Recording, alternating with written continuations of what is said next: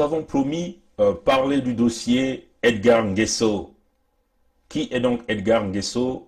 Edgar Nguesso est le neveu du tyran, du néron tropical que nous appelons Sassou Deni.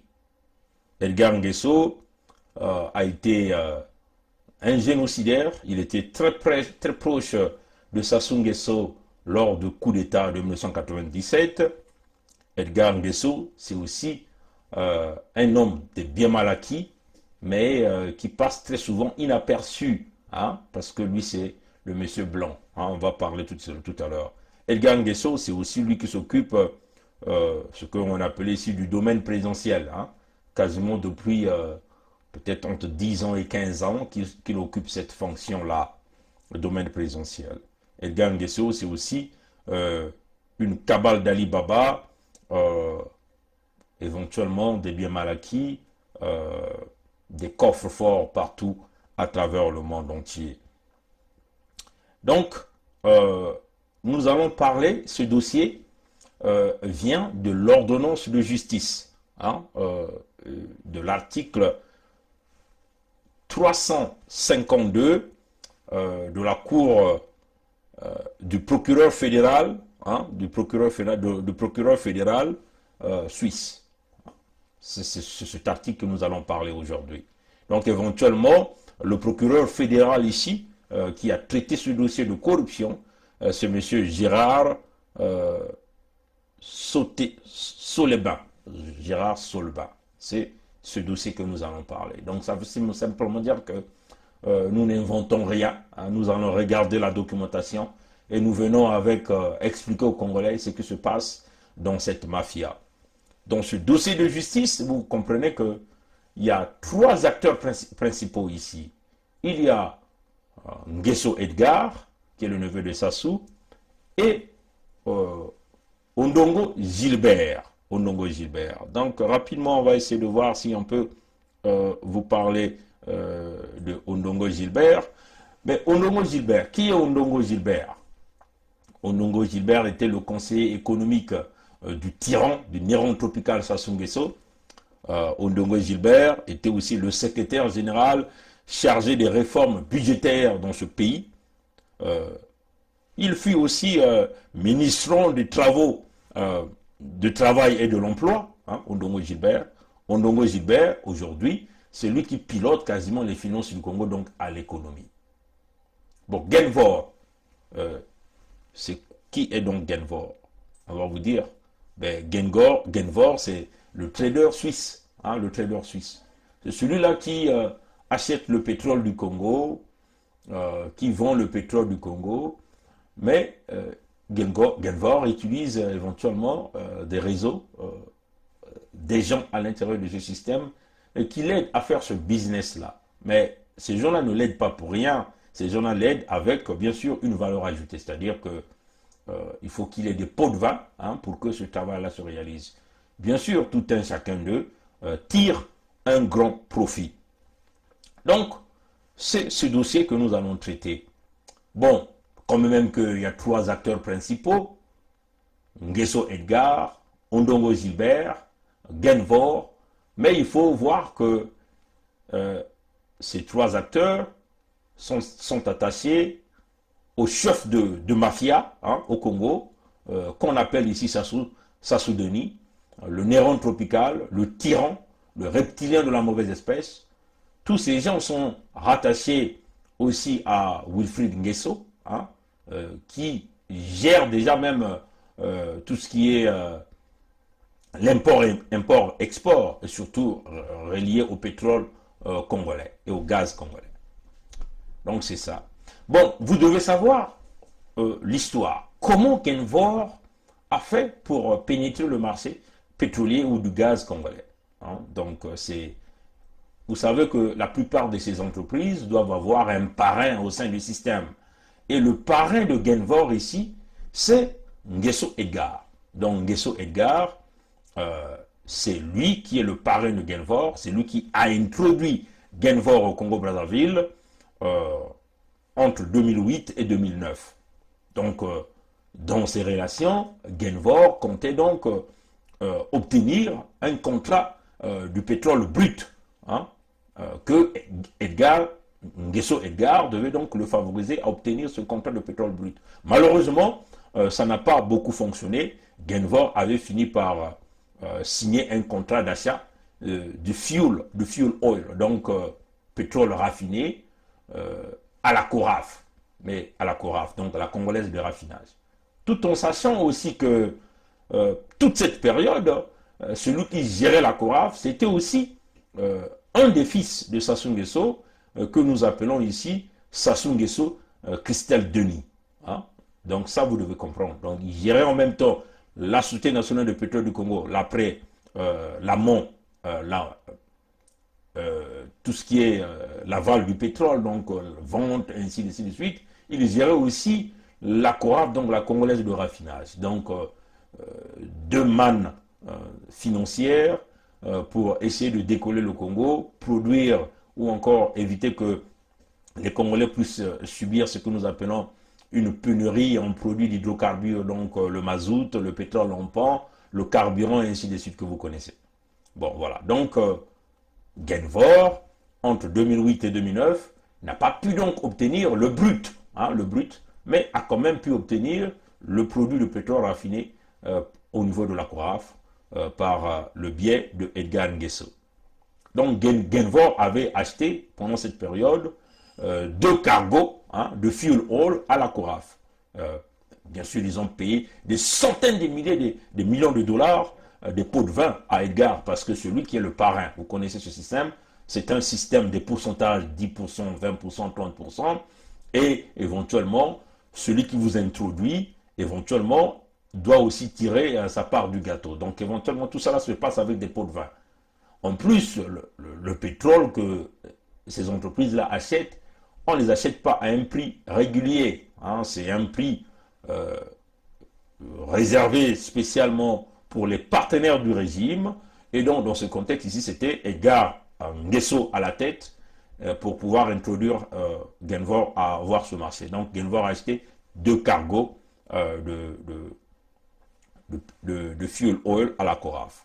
Mais Edgar n'a pas tiré les profits seul. Il y a Sassou Denis, Christelle Denis qui était là aussi, donc lui aussi il a tiré les profits. Le chef mafieux qui approuve ce système, lui aussi tire sa part du gâteau. Donc vous voyez que tout un chacun, minuscule qu'il soit, ou grand qu'il soit, dans ce réseau, tire sa part du gâteau, tire son profit de pot de vin.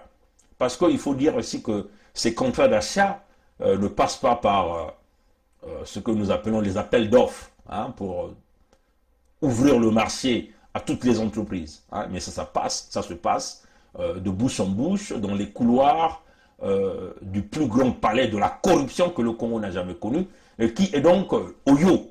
Oyo qui est le centre, la périphérie demeure le Kwilu. Donc le pétrole du Kwilu enrichit les gens de Oyo et enrichit éventuellement la famille du clan. Voilà, donc ça nous étions entre 2008 et 2009. Donc quand Genvor paye les pots de vin, mais il ne va pas donner les pots de vin directement à un individu. Il faut trouver des intermédiaires. Donc, éventuellement, des compagnies écrans qui jouent ce travail bien ficelé pour pouvoir réaliser le travail de la corruption, de la fraude, de la manipulation et du pillage des fonds du Congo. Donc, Genvor paye les pots de vin de Nguesso Edgar à travers une compagnie écran ici, et cette compagnie, éventuellement, c'est Atlantic Energy Limited. Atlantic Energy Limited. Et Atlantic Energy Limited appartient à Philippe Chironi. Vous vous souvenez que Roland dit tous les ingénieurs 242, très souvent vous parle de ce nom, la corruption, la fraude, parce que ce Philippe Chironi a été condamné en Suisse. Ça, on va encore le dire. Donc, Genvor prend les pots de vin qui lui a permis d'obtenir le pétrole à bas prix au Congo en faisant un profit énorme. Donc, on passe par des rouages, Edgar Nguesso à la manœuvre, le parrain de Genvor au Congo. Genvor n'a pas pu avoir le brut, mais arrive quand même à acheter 2 cargos, 2 cargaisons de fuel oil à la CORAF. Et donc, Genvor paye les profits les pots de vin de Denis Christet et de Edgar Nguesso à travers la compagnie que nous appelons Atlantis Energy Limited, Atlantic Energy Limited de Philippe Chironi. Et Edgar va donc recevoir son argent de cette façon. Il faut savoir ici que Philippe Chironi a été condamné à 6 ans d'emprisonnement pour corruption. Hein. Tout ça, vous pouviez regarder ça, vous pouvez peut-être chercher ça, ordonnance pénale, article 352 S de la Cour fédérale suisse. C'est là où vous allez retrouver ça. Hein, donc, puisque c'est un grand document, et c'est pas, il faut scanner ça en photo, mettre en ligne, mais on va quand même mettre quelques extraits en ligne pour permettre aux gens d'aller lire quelques contenus. Mais il faut savoir que les Suisses ont éventuellement noirci quelques endroits là où on cite les noms des gens. Mais comme nous sommes dans le système baie vitrée, nous sommes capables de regarder derrière ce qu'on a rassuré avec du noir. Hein? C'est ça, chers amis, notre efficacité. Nous sommes capables de voir derrière ce qui est écrit sur du noir et donc retirer les noms des individus qui sont là-dedans. C'est ça le système baie vitrée. Donc, Philippe Chironi, le partenaire de Nguesso Edgar, a été condamné à 6 ans de prison pour corruption. Tout ceci est établi par la justice suisse lors du jugement de Genvor en 2019. Et donc, ce fameux jugement de Genvor en 2019, c'est ça que nous avons le rapport du procureur de la Cour fédérale suisse, qu'on appelle ici Gérard Sottebin, je crois Sottebin, mais je vais essayer de bien zoomer pour bien lire ça et je vous donnerai le nom pour que nous ne puissions pas parler de n'importe quoi. Je vais simplement essayer de zoomer pour essayer de voir son vrai nom. Voilà, c'est Gérard Sottebin. Gérard Sottebin, c'est ça son vrai nom, Gérard Sottebin. Donc c'est ce procureur-là, suisse-là, qui a mené ce travail-là et qui avait donc fait condamner Philippe Chironi, le partenaire de Nguesso Edgar, donc Chironi qui est le propriétaire de cette compagnie que nous appelons Atlantic Energy Limited, donc LTD, et donc c'est par là que les pots de vin de Edgar est passé. Donc toujours des compagnies, hein, comme dans le cas de Sassou Nguesso Christelle Denis, dans Miami Gate. Hein. Ceux qui n'ont pas encore vu ça, cette vidéo se retrouve sur YouTube pour encore les regarder. Voilà, donc c'est ça. Voilà. Donc, Edgar, c'est le partenaire de Philippe Chironi, qui est devenu donc un intime du patron de Genvor. Donc éventuellement, par le marché qu'ils ont donné à Genvor, le patron général de Genvor devient donc le partenaire. Mais je crois que ce patron-là, c'est un Russe, hein, c'est aussi l'ami de Vladimir Poutine, le président russe, on dirait. Hein, en passant. Allons encore faire. Donc vous comprenez pourquoi Sassou a développé des réseaux vers du côté de la Russie. Vous voyez, chers amis. Et ce patron de Genvor là s'appelle Torbjörn. Et puis il a encore un nom compliqué. Hein. J'ai souvent du mal à prononcer ce nom. C'est Torbskivitch. Voilà, ça c'est le patron général de Genvor. Donc Edgar et Chironi sont devenus des alliés du patron général de Genvor. Donc vous pouvez comprendre que c'est devenu des amis. Hein. Ils fréquentent, ils passent beaucoup de temps, toutes les fois qu'ils sont du côté de l'Occident, dans les bureaux de Genvor à Genève. Edgar, Nguesso Edgar et Philippe Chironi. Et ça, c'est le document de la Cour fédérale suisse qui le dit. Ils voyagent même dans le jet privé du patron de Genvor que nous appelons ici Torbjörn Torbskivitch. C'est un nom compliqué que j'ai du mal à prononcer. Vous voyez? Donc, et ils ont introduit le patron de Genvor chez Sassou, le néron tropical. Vous comprenez, chers amis? Donc Sassou ne reçoit pas des gens comme ça. Sassou reçoit quand il y a l'intérêt, quand il voit que cet homme est capable de lui donner l'argent qu'il cherche, cet homme est capable de faire le blanchiment de fonds, cet homme est capable de tuer les Congolais pour de l'argent, ainsi de suite. Ouais, chers amis. Donc Edgar, Nguesso Edgar que vous voyez là, il est toutefois dans les jets. Quand il est au Congo, il veut voyager là, il appelle son ami qui lui bascule son avion personnel pour venir le chercher. Mais comme maintenant ils ont leur aéroport à Olombo, vous voyez, chers amis. Donc Edgar a introduit éventuellement le patron de Genvor, que nous appelons Tortvich à Sassou Nguesso Christian Béni, éventuellement, qui gérait tout le pétrole du Congo, la CORAF, la Société nationale de pétrole du Congo, lors d'un rendez-vous à Georges V à Paris. Hein. C'est là où ces deux-là se sont rencontrés, à Georges V à Paris. Et ça, éventuellement, après cette rencontre-là, en 2010, cette rencontre-là s'est réalisée, Genvor a pu obtenir 22 cargaisons de pétrole brut entre 2010 et 2012. Voyez, chers amis. Donc, vous comprenez que c'est d'abord parti par un pétrole raffiné, et là, nous sommes partis par des bruts. 22 cargaisons. 22 cargaisons, c'est des coûts de multimillions de dollars. Souvenez-vous, hein, il y a une vidéo qui est là, qui fait le tour, qui parle des cargaisons fantômes, qui parle comment, lui-même, le président Lissouba, hein, paix à son âme qui venait de décéder, il parle un peu du pétrole du Congo, Luc Lefoc-Pigeon, directeur général de ELF, hein, moi j'appelle toujours Total, à l'époque Congo, il parlait des cargaisons fantômes, dit ça existe, et même ELF a fait ses pratiques. Et affirme l'ancien président de la République, Pascal Lissouba. Selon lui, le Congo ne savait même pas combien de pétrole était extrait de son sous-sol. Nous ne savions rien de ce qui se passe et nous n'avons même pas la quantité du pétrole qui sortait de notre pays. Nous ne la connaissons pas. Vous voulez dire que les autorités congolaises ne la connaissaient pas. Ne connaissaient pas la quantité de pétrole extraite de leur sol? Par quel moyen? Pour le savoir, il aurait fallu que les Congolais puissent se rendre ici, sur cette bouée qu'on devine plus qu'on ne la voit. Loin des regards, c'est là que les pétroliers viennent charger le pétrole. Seulement voilà, les navires sont elfes, les employés sont elfes, les chiffres sont donnés par elfes, et les autorités du Congo assurent qu'elles n'ont pas les moyens d'aller vérifier.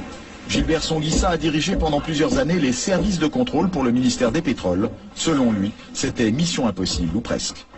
Pour aller contrôler, naturellement, il faut faire appel aux moyens des compagnies pétrolières. C'est-à-dire que vous-même, est-ce que vous aviez vos propres bateaux, vos propres hélicoptères pour pouvoir aller sur les plateformes? Non, pas du tout. Vous aviez combien de bateaux? Je vous ai dit pas du tout, donc 0 bateau. Même pas une pirogue. Au large de ces plages, des quantités de pétrole importantes auraient ainsi été acheminées sans que les officiels congolais n'en soient mis au courant. Parfois même, des navires entiers. Et un pétrolier de 100 000 tonnes, cela représente près de 100 millions de francs qui échappent aux caisses du pays. On appelle ça une cargaison fantôme. Interrogé sur la question, Loïc Lefeuc-Prigent ne dément pas qu'il y en ait eu. Il y a des cargaisons qui sont produites et qui n'ont jamais été officiellement. Ça continue jusqu'à aujourd'hui, les cargaisons fantômes. Est-ce que les 22 cargaisons étaient des cargaisons fantômes? Nous considérons oui, parce que ce procès-là, en Suisse, c'est un procès de corruption. Donc on considère si Philippe Chironi a été condamné à 5 ans, avec des Edgar Nguesso comme étant des partenaires, et Denis Christel a été embarqué là-dedans. Vous comprenez bien que là, nous faisons affaire à 22 cargaisons fantômes que Genvor a pu profiter de la main des criminels Sassou Nguesso, de Denis Christel, de Nguesso Edgar et tout ce monde.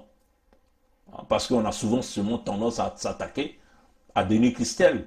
Et Edgar, lui, il joue à monsieur propre. C'est-à-dire que lui, il s'habille toujours en blanc. Mais c'est lui qui a introduit l'un des grands traders au Congo que nous appelons Genvor. Et il est resté toujours avec Genvor dans les coups tordus, dans les coups bas, dans le pétrole congolais.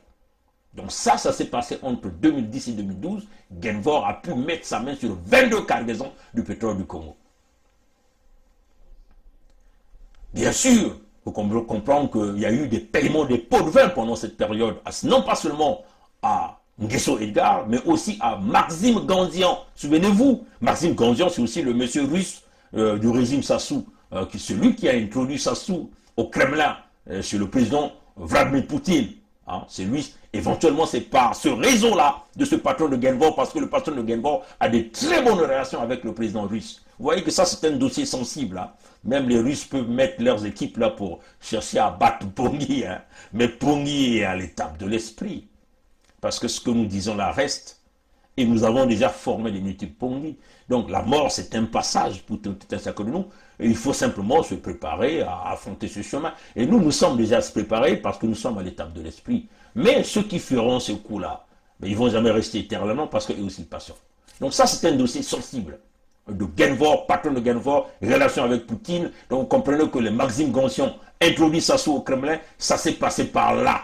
La fidélité dans le bradage du pétrole du Congo, dans le pillage, la corruption, la fraude. Et l'homme à la clé ici, c'est Nguesso Edgar. Ondongo a aussi perçu, Gilbert Ondongo a aussi perçu ses pots de vin. Cédric Okiorina, Cédric Okiorina avait aussi perçu ses pots de vin. Sassou Nguesso Christelle Denis avait aussi perçu ses pots de vin. Mais on ne va pas oublier aussi Antoinette Thibota, on ne va pas oublier aussi Sassou Nguesso Denis lui-même. Ouais, chez eux. Tout ce monde, ils ont perçu leur part sur le pétrole du Congo. Et ça, c'est une réalité. C'est dit là dans le procès. Le document est là. Qu'il m'emmène en diffamation, je sors le document.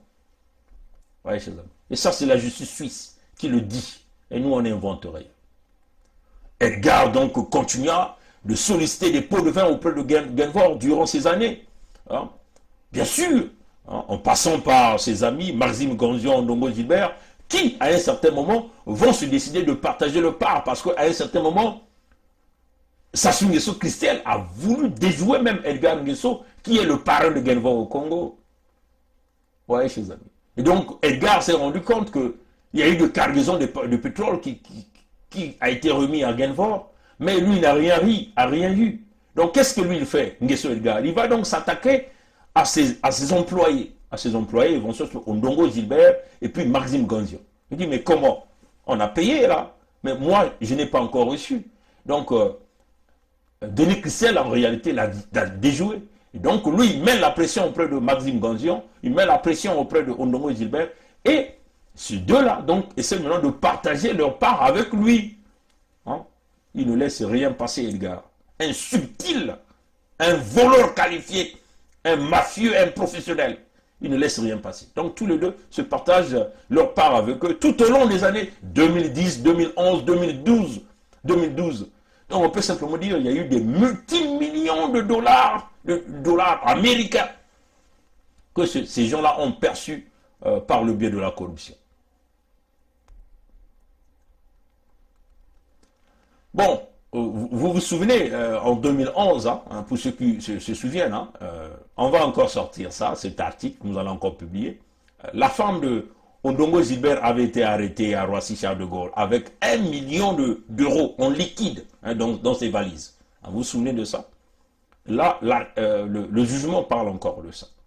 Et cet argent venait en réalité de Maxime Gonzion qu'il avait remis donc remis à Ondongo, l'argent de Maxime Gonzion. Éventuellement, c'est de l'argent qui ressortait des comptes de Genvor. Donc le cash que Gonzion est allé récupérer dans les comptes de Genvor par le biais de leur ami Philippe Chironi. Et donc Gonzion donc, a remis donc, une part des pots de vin à Ondongo Gilbert. Et donc Ondongo Gilbert, qu'est-ce qu'il fait? Il faut dissimuler cet argent-là dans tous les palais qu'ils détiennent à l'extérieur du Congo. C'est ça la vérité. Hein? Souvenez-vous, au Portugal, on a saisi plus de 8 millions d'euros dans un appartement de Ondongo. Et Ondongo a fait la même chose, cette fois-ci, en envoyant sa femme pour aller déposer ses fonds en France, dans les appartements qu'ils détiennent ou les maisons qu'ils détiennent. Et donc là, elle a été saisie avec de cash, plus d'1 million d'euros en liquide. Mais il faut dire que ce n'était pas pour la première fois que cette femme-là avait réalisé cette opération. Hein? Et cette femme en question, on va quand même vous donner son nom. Je ne sais pas si on a son nom ici, pour que les gens sachent de quoi nous sommes en train de parler. Oui, Amélie, hein, son nom c'est Amélie Saboga. Amélie Saboga, l'argent de la République. Amélie Saboga. Ça, c'est le nom qu'on nous a donné ici. Voilà, donc ça, c'est le nom ici. Donc, on va encore publier cet article, vous allez encore le voir. Donc, on simplement dire, Ondongo a été déjà, Ondongo même, dans le processus, il a été mentionné à plusieurs reprises dans le dossier Genvor en Suisse. Ce qui atteste bien que le jugement condamnant Genvor, dont la partie concerne la mime. Donc, vous voyez bien que Ondongo joue le rôle de son maître, de Sassou. Ondongo a été cité une fois. Mais ils n'ont pas été toujours condamnés, malgré tout ce qui s'est passé en Suisse, avec le procès suisse, par la condamnation de Philippe Chironi.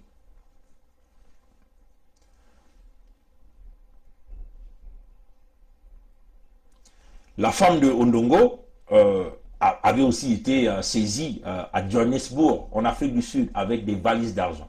Donc on peut simplement dire que c'est une récidiviste. Et elles sont habituées à sortir avec le capital du Congo. Si la femme de Ondongo le fait, vous comprenez bien que tous les gens de ce régime le font aussi. Ils déplacent le cash des fonds du Congo pour aller les dissimuler à l'extérieur. Donc ils ont transformé leur palais à l'extérieur du Congo comme étant des bunkers à cash des fonds du pétrole congolais.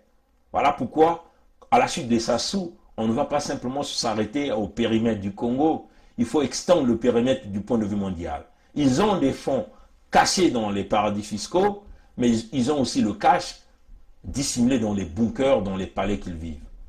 Et même dans les cimetières aussi. Donc vous comprenez bien que Genvor a une très grande part de responsabilité ici dans les biens mal acquis, dans la souffrance du peuple congolais. Parce que Genvor profite du pétrole congolais, Genvor fait de profit, mais Genvor essaie d'enrichir un certain nombre des individus dans ce réseau, et ces individus-là ont reçu de l'argent des pots de vin et arrivent à acquérir ce que nous appelons les biens mal acquis. Et ça, c'est clair. Donc Genvor ici est en réalité l'un des parrains qui financent l'obtention des biens mal acquis dans le système d'Enguesso. C'est ça qui est la vérité. Et là encore, les enquêteurs des biens mal acquis ont justifié cela selon le procès réalisé en Suisse et donc le procès de ce procureur que nous venons de donner le nom tout à l'heure. Ce que vous devez encore savoir, que je vais quand même vous présenter ici, dans ce dossier, plusieurs informations n'ont jamais été présentées.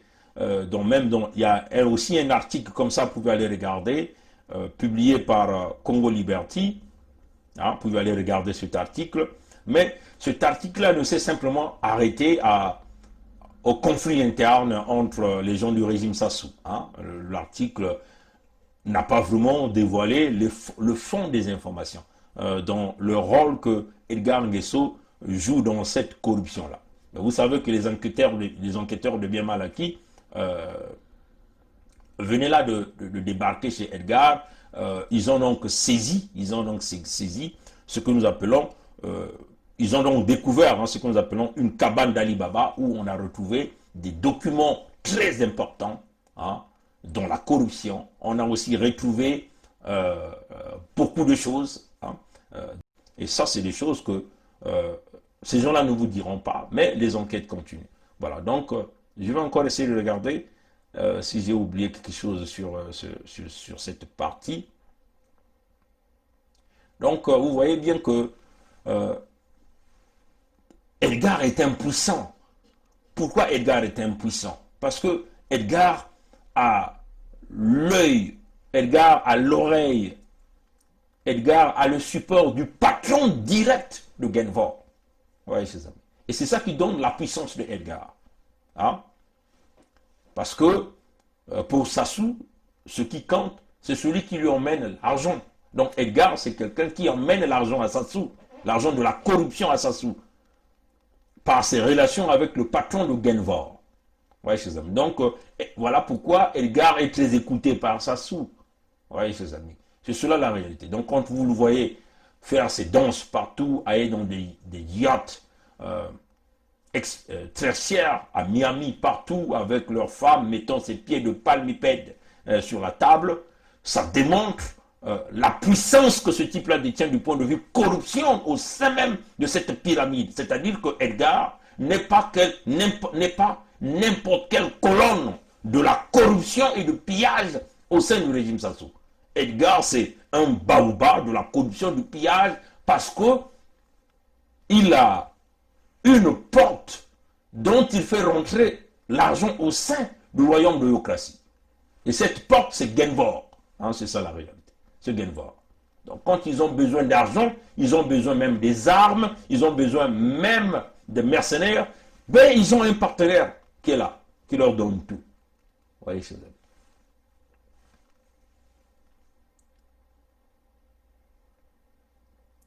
Voilà, donc les enquêteurs des biens mal acquis venaient de perquisitionner, il y a quelques semaines déjà, un box, donc une boîte à Levallois, hein, Levallois, dans lequel Edgar entreposait des objets et des documents. La perquisition a permis aux enquêteurs de trouver des dizaines, de costumes de luxe. Hein, écoutez ça, chers amis. Des dizaines de costumes de luxe. Vous voyez, chers amis. Des chaussures appartenant à Edgar, signées Edgar, Nguesso Edgar, et autres documents. Hein. La plupart des documents, éventuellement, ce sont les documents des affaires que Edgar détient avec Genvor, et aussi d'autres affaires avec la compagnie ENI, parce que Edgar n'est pas simplement avec Genvor, mais il fait aussi la magouille, cette même magouille avec la compagnie ENI. Et ça, les enquêteurs ont ces documents-là. Donc nous voulons déjà dire à Genvor, nous voulons déjà dire à Sassou Denis, nous voulons déjà dire à ENI, à toute cette racaille mafieuse au Congo, que les enquêteurs de biens mal acquis détiennent toutes les preuves nécessaires pour vous clouer dans les jours à venir. Donc, 2021, Sassou est en train de tout faire pour se protéger, mais il n'aura pas ça. Edgar travaille aussi avec un partenaire qui est un Congolais. Ce partenaire-là n'est pas simplement le partenaire de Edgar aussi, il est le partenaire de Nguesso Wilfried, il est le partenaire aussi de Sassou Christelle Denis, il est le partenaire de Bouya, il est le partenaire quasiment, l'agent de liaison de tous ces systèmes. Qui est cet individu-là? C'est Brice Obami Etou. Brice Obami Etou. Mais ce Brice Obami Etou est aussi impliqué dans les affaires de biens mal acquis ici au Canada avec Bouya Jean-Jacques. Ouais, chers amis. Donc, Brice Obami Etou est aussi un partenaire de Edgar Nguesso. Les enquêteurs ont trouvé des documents informatiques concernant Edgar. Edgar, dans les affaires Genvor, concernant aussi les affaires Edgar et Obami Etou, hein, Brice Obami Etou, qui a aidé éventuellement Edgar à dissimuler des fonds et ses actifs immobiliers à Dubaï, au Canada et aux États-Unis. Donc vous voyez que, chers amis, Edgar Nguesso a aussi des biens ici au Canada. Alors des biens immobiliers. Donc ils ont dissimulé l'argent du Congo dans l'immobilier. Comme un peu le Miami Gate, hein, que les procureurs américains sont en train de récupérer les appartements de Denis Christel. Edgar a fait la même chose au Canada. Il a des appartements, parce que ça c'est le document des enquêteurs qui le dit, des biens mal acquis. Ils ont des appartements là où ils vont cacher l'argent dans l'immobilier, à Dubaï, aux États-Unis, partout. Mais non, sans oublier l'Afrique, parce qu'aujourd'hui, l'Afrique est devenue leur champ de prédilection, éventuellement l'Afrique de l'Ouest. On peut voir Abidjan, le Sénégal, même le Togo, le Bénin. Aujourd'hui, le Togo, ils ont maintenant, vous pouvez aller au Togo sans visa. C'est stratégique. C'est électoraliste. C'est pour bombarder les populations qu'on tue dans les quartiers, dans les parties sud du Congo par les Togolais. C'est stratégique. C'est géostratégique pour ça. Donc, ils ont le Bénin. Oui, chers amis. Ils ont l'Afrique du Sud. Ils ont la Namibie, hein, la Namibie, voilà. Ils ont même la Namibie. Ils investissent partout. Ils cherchent des voies et moyens. Là, ils vont dissimuler l'argent du Congo. Et sans pourtant oublier la République démocratique du Congo qui est là à côté. Oui, chers amis. Et donc, Obami Etou, Brice Obami Etou joue un grand rôle important. Ici au Canada, il y a eu des émissions des biens mal acquis qui ont été découvertes de Brice Obami Etou, de Nguesso Wilfried, qui est considéré comme personnage non grata, de Bouya Jean-Jacques. Du haut du Mont-Royal, l'un des plus beaux points de vue de la ville.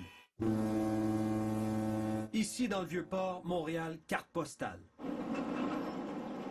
Le visage de la métropole change au quotidien. Le journaliste Hugo Jonca du bureau d'enquête surveille attentivement sur une base régulière les transactions immobilières. C'était en juin 2016, en plein boom des condos dans Griffintown. Il y a une transaction un jour qui attire mon attention, c'est celle d'Ibrahim Hissène Bourma. C'est le beau-frère du dictateur tchadien Idriss Déby. Lui, tout d'un coup, il achète plus de 3 millions de dollars de condos d'un coup. Une année complète d'enquête journalistique menée par Hugo Jonca et ses collègues pour apprendre que des dizaines de propriétés, particulièrement ici à Montréal, sont entre les mains des politiciens, des hauts gradés et des hommes d'affaires proches des régimes les plus corrompus d'Afrique. Ils investissent depuis des années dans l'immobilier québécois, presque toujours sans prendre d'hypothèque, ce qui ne semble pas avoir éveillé la curiosité des autorités. C'est des dizaines de propriétés, mais c'est une quinzaine de personnes, puis il y en a pour plus de 30 millions de dollars. Vous avez bien entendu autour de 35 millions de dollars de propriétés achetées au Québec par des individus qui, pour la plupart, ont fait l'objet d'enquêtes pour divers délits ou crimes financiers, soit dans leur pays d'origine, soit en Europe, où les procès sur la corruption de despotes africains se multiplient. On vous amène à l'île des Sœurs, rue O'Reilly, un condominium d'1,6 million de dollars détenu par Rachida Kaba. Son mari, Tite Kaba, est soupçonné d'avoir produit un faux titre foncier au Congo-Brazzaville au bénéfice d'un proche du dictateur Denis Sassou Nguesso. Le couple Kaba a transigé pour près de 4,5 millions de dollars en propriété depuis 2008 à Montréal et dans les Laurentides, mettant la main notamment sur cette somptueuse demeure de plus d'1 million de dollars à Piémont. D'autres exemples des recherches approfondies du bureau d'enquête. À Gatineau, 2 immeubles d'appartements détenus par Jean-Jacques Bouya, un ministre congolais au cœur des pires systèmes de corruption d'Afrique. Il est parvenu à dépenser près d'1,5 million de dollars dans le secteur Elmer. Que l'amour de Dieu. Wilfrid Nguesso, fils de dictateur. Il est propriétaire de cette maison d'1,4 million dans Ville-Mont-Royal. La France vient de l'arrêter pour blanchiment de détournement de fonds publics. La tour de Condotel Le Cristal, où Voltaire Brissetto Obami détient 2 unités, un homme d'affaires sous la loupe des autorités anticorruption françaises. Son investissement au centre-ville, près d'1 demi-million, sans hypothèque. Si en Europe, les autorités ont lancé la chasse aux biens mal acquis, au Canada, non seulement l'expression n'existe pas, mais personne ne pose encore la question à ses investisseurs. Yves Poirier, TVA Nouvelles, Montréal. Venez-vous, la Cour fédérale du Canada a considéré les Nguesso comme étant une organisation criminelle. Les Canadiens aussi l'ont dit. Et ça, c'est la Cour fédérale du Canada qui l'a dit, une organisation criminelle. Vous voyez, chers amis, il n'y a que la France qui protège ces individus-là, ces criminels-là. Vous voyez, chers amis. Donc, Brice Obami et tout, joue un rôle important pour dissimuler les fonds de Elgar dans des investissements flous dans le secteur immobilier. On m'a même appris qu'ils sont aussi même dans le sport professionnel. Vous vous souvenez, Sassou est parti à Madrid, hein, taper au ballon lors de la COP 25 au stade de Real de Madrid. Vous voyez la poisse qu'il a emmenée à Real de Madrid, là. Hein, chers amis.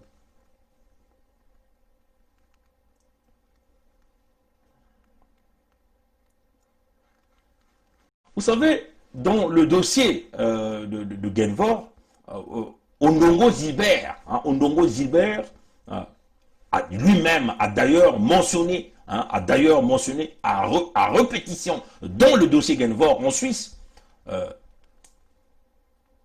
qu'il a testé, hein, lui-même il a mentionné que il ne niait pas, hein, la véracité des informations apportées par le procureur. Ondongo Gilbert le disait. Malheureusement, l'homme n'est toujours pas aux arrêts. Hein. Et donc, Ondongo Gilbert n'a jamais nié ses relations avec Nguesso Edgar dans cette lutte, dans cette corruption dans le domaine du pétrole du Congo. Vous devez comprendre que les publications réalisées par l'affaire de corruption de Mediapart, de Public Eyes, de Congo Liberty, de Global Witness, bref, et tout ce travail que nous faisons, en associant les jugements suisses, vous comprenez que tout ça collabore, tout ça va dans un même sens, ouais, chers amis. Et les preuves démontrent que ces gens-là sont liés à la corruption. Mais rien ne se fait. Ces gens-là continuent de voyager. Parce que quoi? Parce qu'ils ont ce qu'on appelle ici l'immunité diplomatique. l'immunité diplomatique. Vous comprenez bien que, à l'heure où nous sommes en train de parler, Sassou Nguesso a quasiment élevé au rang de conseiller spécial Edgar Nguesso. Hein? Pourquoi? Parce qu'il a fait. Pourquoi il a fait? Parce qu'il a voulu faire bénéficier une protection, ce que nous appelons ici de l'immunité diplomatique, plus renforcée, hein, de plus renforcée, pour que Edgar Nguesso ne puisse pas passer par les mailles de la justice. Hein. On peut simplement comme ça. Donc, Edgar Nguesso, qui est associé pétrolier, avec Ondongo dans la corruption, mais ça souvient de le lever au niveau de conseiller spécial. Hein, ouais, chers amis. Donc, c'est une façon de donner un statut particulier à cet individu-là. C'est-à-dire qu'il peut se promener partout, il peut pas se... Et c'est même ce qui fait que Sassou ne veut pas laisser le pouvoir parce qu'il traîne tellement des casseroles, il ne veut pas s'échapper. Il ne veut pas s'échapper de là. Il veut continuer à se protéger pour éventuellement maintenir le Congo dans ce statu quo. Bon, l'ordonnance pénale, vous pouvez encore le chercher, c'est l'ordonnance pénale du 14 octobre 2019 du procureur fédéral suisse que nous appelons ici Gérard Sautebin. Ça, vous pouvez encore les Google, ça, vous pouvez encore le regarder. Vous voyez, chers amis. Donc, ce que nous sommes en train de dire ici, chers amis, la situation du pays est une réalité. Et donc, nous devons faire un effort pour pouvoir mettre terme à cette mafia, qu'il s'agit de Maxime Ganzian, Antoinette Thibota, Sassou Nguesso Christelle, Edgar Nguesso, Sassou Denis. Tout ça, tous ces gens-là ont volé le Congo à la vitesse grand V et ils continuent de voler le Congo à la vitesse grand V. Nous ne pouvons pas le dire. Ce jugement, il est lent. Il y a beaucoup de choses là-bas. Mais je suis allé simplement prendre l'essentiel, les parties les plus importantes. C'est-à-dire que le plus gros scandale, hein, parce qu'il y a plusieurs scandales là-dedans, hein, même les minuscules, ouais, chers amis. Mais le document est là, c'est un document de preuve que nous pouvons présenter à tout le monde pour pouvoir avancer. Donc vous voyez bien que Genvor, d'une manière générale, a copieusement arrosé avec les pots de vin Maxime Ganzian, Ondongo Gilbert, Cédric Okiorina, Sassou Nguesso Christelle Denis, Sassou Nguesso lui-même, Antoinette Thibota, Ondongo l'a déjà cité, vous voyez que toute cette racaille, et ça, l'ordonnance pénale le dit, chers amis. Au Congo, il n'y a aucune enquête. Au Congo, Kala est sous les ordres. La police est sous les ordres. Maintenant, on fait comment? Comme lui-même le disait, une police faible, capable dont les ordres on ne respecte pas. Maintenant, on fait comment? Une police faible, affaiblie, incapable de riposter. Ça, c'est quelle police? La police doit être très politique. Mais si au niveau de la police, il y a maintenant des partis. Mais comment on va faire? Vous donnez les instructions, les ordres? Non, on ne respecte pas parce qu'on appartient à tel ou tel parti. Non. La police doit être républicaine, incolore, inodore, capable de combler. Ce qu'on va faire, c'est éventuellement venir dans le contexte de l'unité du Sud, l'unique façon de pouvoir sauver le pays. L'unité du Sud n'a rien à voir avec le tribalisme ou la scission du Congo. On le répète. L'unité du Sud n'a rien à voir avec la scission. L'unité du Sud, c'est un concept humanitaire de subsistance et de protéger les populations, de protéger les terres, de protéger les ressources naturelles qui ne profitent pas les Congolais de la partie Sud. Voilà pourquoi nous nous battions de l'unité du Sud. De toutes les façons, ce n'est pas ça ce qui va l'empêcher. Ni un esprit, ni une force qui va l'empêcher. L'unité du Sud est déjà enclenchée, c'est fini. Et vous n'allez jamais arrêter ça. Et ce n'est que de cette façon que nous allons empêcher ces gens-là de brader le pétrole du Congo, empêcher Genvor de rentrer dans les complots des pots de vin. Pas seulement les pots de vin, mais aussi dans les assassinats des Congolais. Parce que quand vous êtes en train d'enrichir un criminel à la tête de l'État, ça veut seulement dire que vous êtes en complicité contre le peuple congolais. Et ça, nous disons non.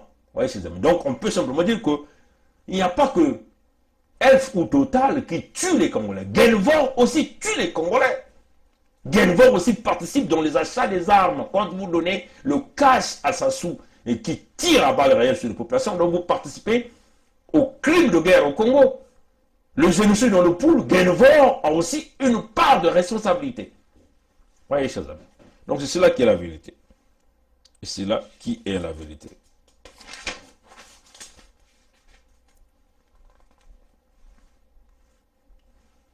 Donc, ce pacte existe toujours entre Genvor, Edgar Nguesso, Ondongo Gilbert, Maxime Gonzon et toute cette racaille, bien sûr avec le chef mafieux au sommet de l'État. Un gangster avéré, c'est déjà reconnu. Donc vous voyez que c'était clair que Ondongo Gilbert a même réalisé. Ce qui est curieux, c'est que Ondongo a réalisé le chantage à la signature des contrats avec Genvor ou avec les autres compagnies. Parce qu'ils savent que si en réalité vous ne donnez pas mieux, ils vont donner aux autres. Donc on peut simplement le dire ici que Ondongo a réalisé un chantage à la signature des contrats, notamment des conventions liées au préfinancement de 125 millions de dollars et de 500 millions de dollars du 8 janvier 2011 et du 8 mars 2011. Et c'est là où ces gens-là ont tiré leur profit. Et tout ça, Denis Chrysel était toujours patron de la Société nationale de pétrole du Congo, patron de la CORAF. Comprenez, chers amis. Donc les préfinancements, nous avons déjà expliqué le rouleau compresseur derrière les préfinancements. C'est-à-dire que Genvor apporte le cash et récupère le pétrole après. Vous voyez, chers amis. Et dès que le pétrole se positionne, et ils récupèrent le pétrole, les Nguesso ont déjà récupéré le cash, le trésor public congolais ne voit rien, que dalle, zéro, que de la fumée. Et bien sûr, le pétrole est facilité par qui? Par Wilfried Nguesso, qui, avec sa compagnie d'import-export, assure donc le transport. Nous avons vu récemment une note que Nguesso Edgar a envoyée, je ne sais pas, au patron du port de Pointe-Noire ou le patron de Ndjeno, sur l'approbation qu'ils avaient reçue du régime de Sassou, donc du gouvernement de Mwamba, pour continuer à mener les opérations de l'import-export du pétrole à partir du port de Ndjeno. Cette note avait été envoyée, ça et là, nous allons encore mettre ça en ligne. Vous voyez, chers amis. Donc, tout est pour les Nguesso. Vous voyez, chers amis.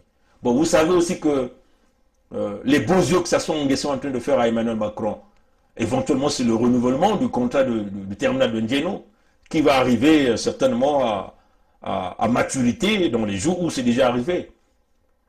Que Total même menace de quitter. Et Sassou est en train de jouer au chantage parce que Sassou menace un peu les Français, tout en sachant qu'il ne va pas trop menacer. Il veut vouloir donner aux autres, mais tout en ayant peur que la France puisse le dégager. Donc voilà pourquoi il a même invité Emmanuel Macron de venir au manifeste de Gaulle à Brazzaville le 27 octobre. Oui, chers amis.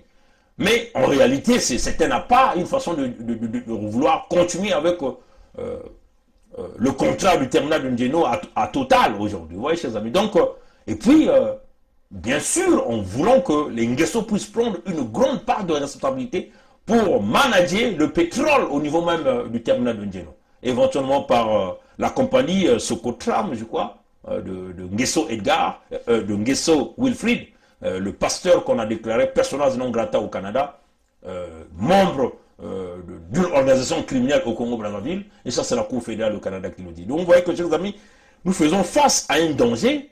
Le terminal de Ndjeno renouvelé pour 100 ans, le Congo ne bénéficie de rien, les gens de Ndjeno continuent de vivre dans la souffrance. Vous comprenez les odeurs nauséabondes qui sortent du terminal de Ndjeno, qui éventuellement se déplacent à la vitesse grand V dans un grand périmètre, conduisant plusieurs citoyens de ce secteur à des maladies, de pulmopathie, ainsi de suite. Aucune mesure d'accompagnement. Et nous faisons face à une réalité. Et là où vous venez voir un acteur comme Genvor est en train d'enrichir ses actionnaires, ses partenaires sur le sang du Congo, sur les terres du Congo. Et nous sommes là en train de s'amuser. Vous parlez d'une quelconque élection à la Sosassou. Et ça, il ne faut pas accepter ça. Bon, il faut encore le dire qu'il y a aussi des banques qui jouent à cette manœuvre pour enrichir des gens comme Edgar Nguesso par le biais de Genvor, par le biais de plusieurs compagnies. Il faut aussi compter l'argent libéré par des banques, toujours dans cette mafia des rouleaux compresseurs, des préfinancements qui bénéficient aux gens comme Genvor, Edgar Nguesso et toute cette racaille. Il y a aussi la banque BNP Paribas, Suisse, la filiale suisse. cet argent était officiellement destiné à Asperbras, hein, de José Vega. Hein. Donc, qui est aussi un ami de Ondongo. Vous voyez, chers amis. Donc, vous voyez qu'on utilise plusieurs banques pour recevoir cet argent. Chironi, l'entreprise Atlantique Énergie, va prendre cet argent dans une banque. Il faut bien qu'il y ait un partenaire au sein de cette banque qui réalise cette opération. Et donc, cette banque fait ces opérations. L'argent passe par le biais d'une compagnie écran et bien sûr à partir de la banque que nous appelons ici BNP Paribas. Et c'est comme ça que ces gens-là ont pu voler l'argent du Congo. Et jusqu'à ce jour, nous savons que personne n'est condamné du côté du Congo. Hein, du côté du Congo.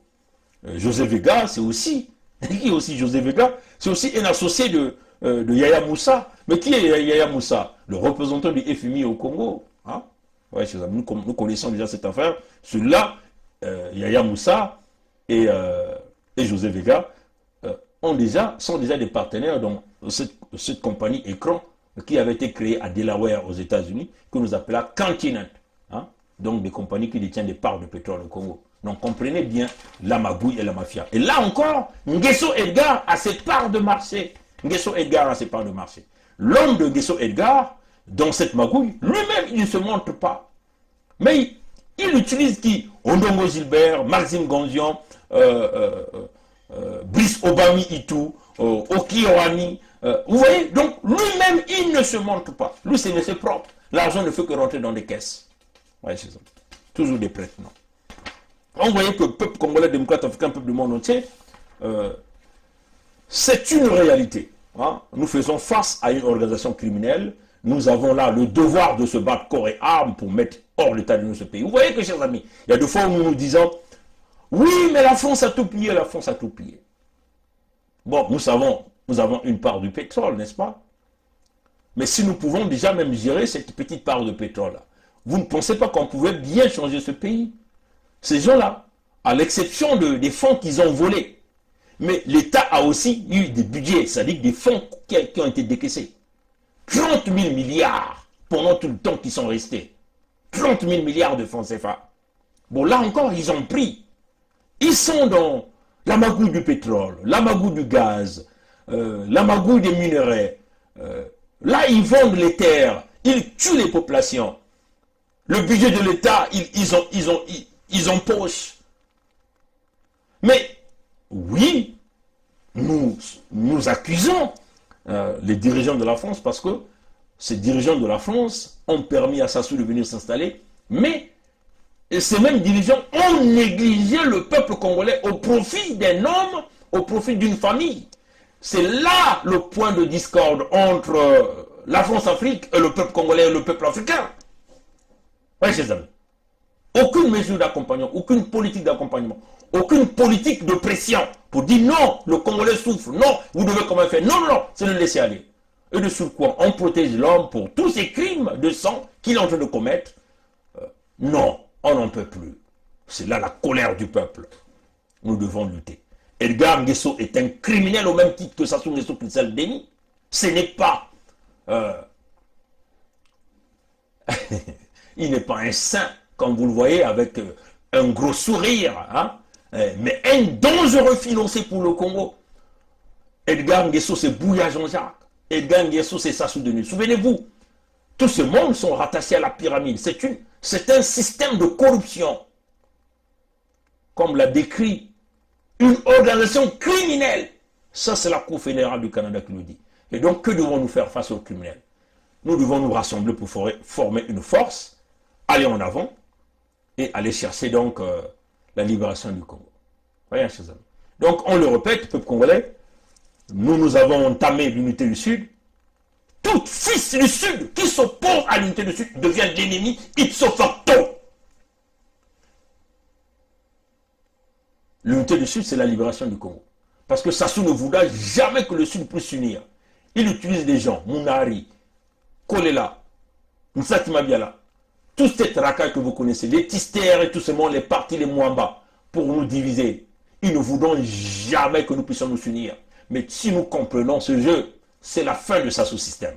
C'est la fin du PCT. Et nous avons compris, nous sommes dans cette lutte. Maintenant, aux amis du Nord qui pensent que c'est un mouvement tribaliste, bon, nous leur demandons, restez là-bas, formez votre Union du Nord. Vous voyez, chers amis?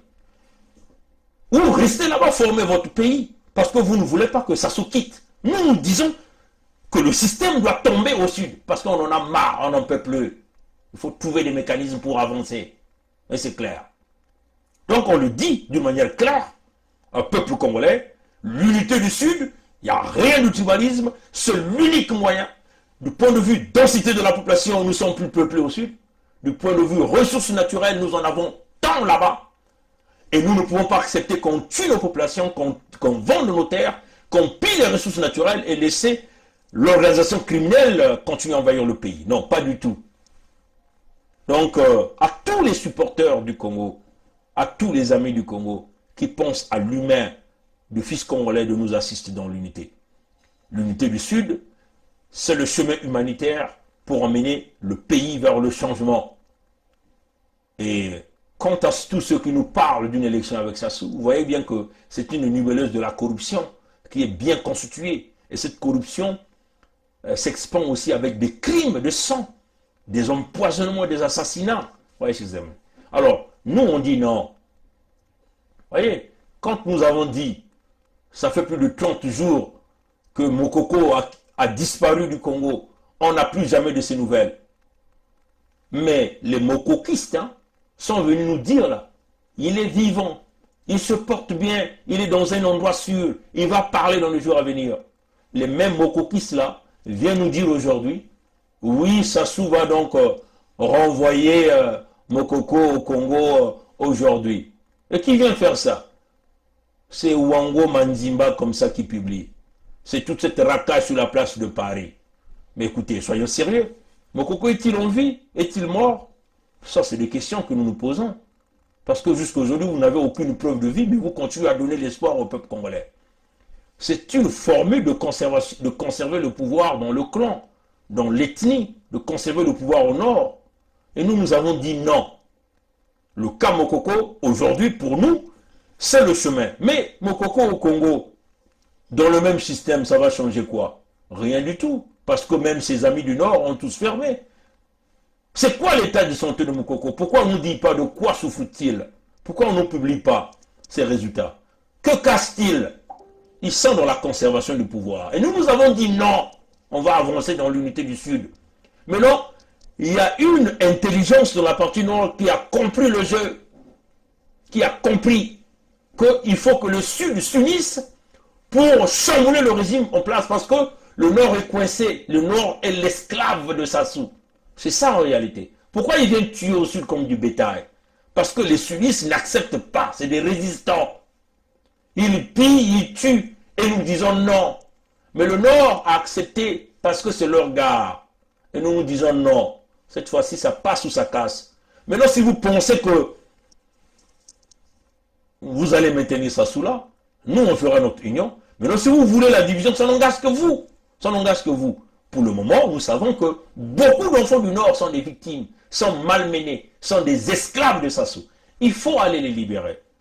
Pour libérer les enfants du Nord qui sont esclaves du système Sassou, c'est les sudistes qui vont le faire. Mais on le dit, à Nsati Mabiala, à Kolela, à Mounari, à tous ces racailles, les Tister, les Honoré Mpaka, les Mouamba Clément, les Mungala, tous ceux-là, les Kinyumba Kiambungu, vous tous qui allez se poser à ça, vous allez nous rencontrer. On vous dit, vous allez nous rencontrer. Vous n'allez pas continuer à faire le travail de Sassou, du Néron tropical qui tue le peuple et que nous sommes des victimes. Tout le pays a besoin de la libération et cette libération viendra du Sud. Nous encourageons la continuité de la souveraineté du royaume de Luango, déclenchée à Chatou, je crois, en France, par les amis de Luango. Et au Mal-Luango, nous l'encourageons fermement à enclencher cette libération. À enclencher aujourd'hui la souveraineté. Parce qu'aujourd'hui, vous voyez, avec toute cette mafia que nous sommes en train de vous informer, eux, ils continuent à évoluer. Mais ils ont des amis. Edgar Nguesso a des amis partout, qu'il a positionné partout dans l'armée, partout dans les sociétés civiles. À chacun a une petite écurie, un petit groupe qu'il manipule. Il les manipule avec quoi? Avec les fonds de la corruption. Donc comme les Ayayos que vous avez qui fut entre-temps président de Léopard, donc des fauves du Niari, de Congo-Tadi. Hein? Lui aussi, tout le bien qu'il détient, qu'il reçoit de la part de Edgar, c'est l'argent de la corruption du Congo. Tout ce que se disent les soutiens de Sassou Nguesso, les soutiens d'Edgar Nguesso, les soutiens de tout, ils obtiennent les miettes revenant de la corruption de l'argent du pétrole du Congo. Au Kouilou, là-bas, regardez Pointe-Noire, le chaos généralisé. Et Maluango ne bénéficie que de 20 millions de francs CFA par année, un budget. Les rois du Congo sont tous, le roi Makoko, corrompu tout ce monde-là. Parce que Sassou a bâti des stratégies. Conseil consultatif, je ne sais pas, des sages. Conseil consultatif royal. Conseil. Il a tout fait pour donner des miettes à tous ces gens. Et nous, nous sommes là, en train de nous discuter l'élection de Sassou, les primaires de la diaspora. Bullshit. Alors, ça, c'est un dernier virage. Apprends-nous à laisser. L'unité du Sud, personne ne va l'empêcher. Et nous allons aller. Hein? Mais tout cas, il a qui sabe donc il y a eu que les Banayankaka. Betokele génération il n'avait que boucla ka Congo d'Italie. Koko Congo d'Italie. Koko Congo d'Italie. Betokele mutindu mwainti ya fieti yina bake kubokila kilema nzao. Nzao ke kubenda ayane na kubenda beto asiki mpia. Oye bango. Tuzali génération Congo d'Italie. Génération qui les manzao. Donc, on vous le dit, Edgar Nguesso demeure un voleur avec un grand sourire, plus dangereux que tout le monde. C'est cela. Vous avez l'impression que c'est un agneau. Mais Kassina Kati, Yanikele, Tombe. Vous allez comme moi, Bilamba ya Pembe. Mais Kassina Kati, Azali, Moyindo. Lili ya mon nene. Voilà. Donc, merci d'avoir suivi le direct. La lutte continue. Le peuple gagne toujours. Souvenez-vous, vos ennemis, c'est aussi Genvor. Votre ennemi, c'est aussi toutes les entreprises, les multinationales qui supportent le Néron, le tyran et son système. Matondo Rangui, le Ambote, Bika, Nzambia Lulendo, Nkwa Lulendo, Nzambia Mpungu. Vana na beto na ntangu nyos. Kaka wale mge kuiza. Matondo na ngwili wa mote.